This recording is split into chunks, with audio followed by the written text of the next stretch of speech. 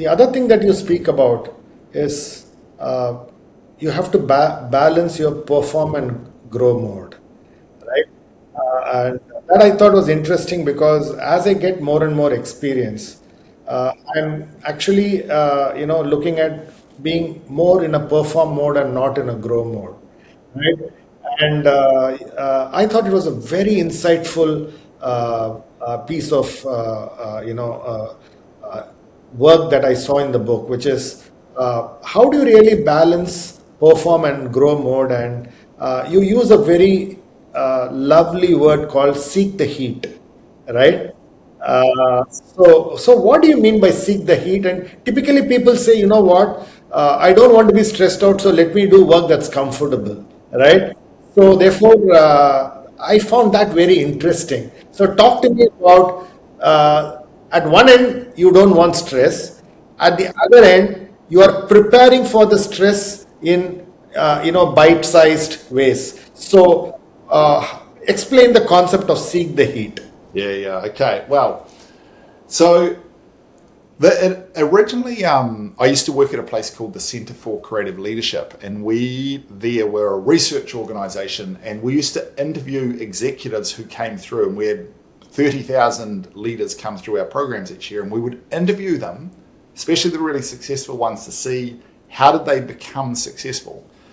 And one of the things which became very clear in the stories they would tell is that they became, when we got them to tell us stories about when you develop the most that help you become successful, they would always tell these stories of when they went through these really challenging situations which grew them enormously. And these situations had 5 conditions.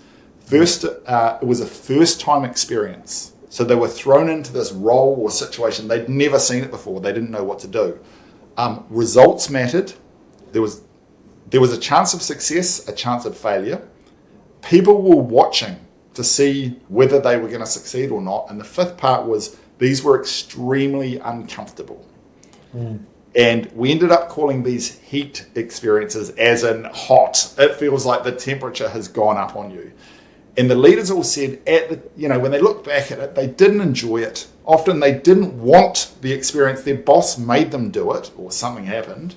They had to lead a merger, or they had to negotiate with unions, or first time working and living overseas. But looking back, they said that was when I grew the most. And they would point out a series of heat experiences throughout their career.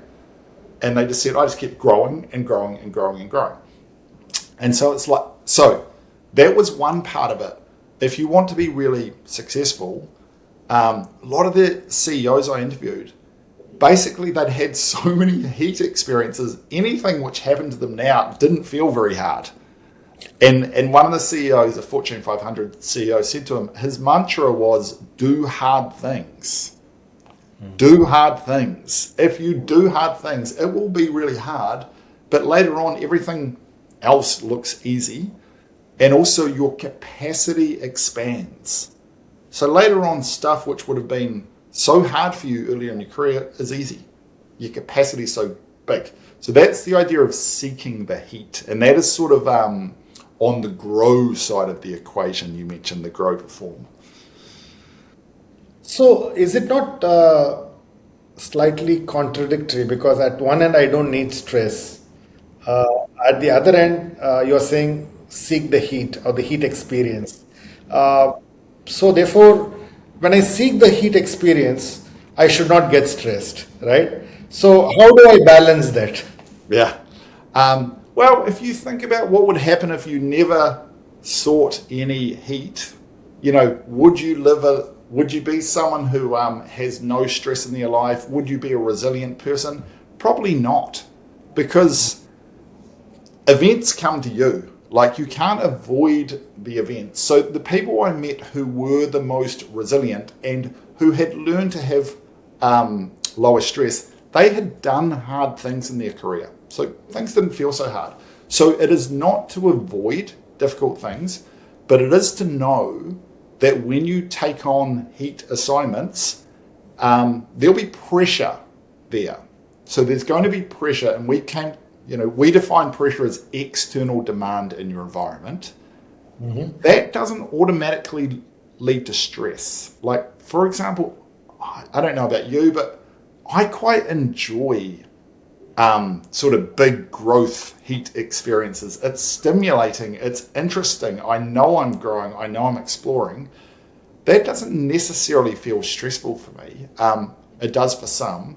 For other people, when they are doing repetitive work they've done before, it's a bit of a grind, for them that feels stressful. So the answer is not to avoid it. The answer is to learn how to cope with pressure without turning it into stress. And one of the big lessons we've learned around that is learning not to ruminate about events.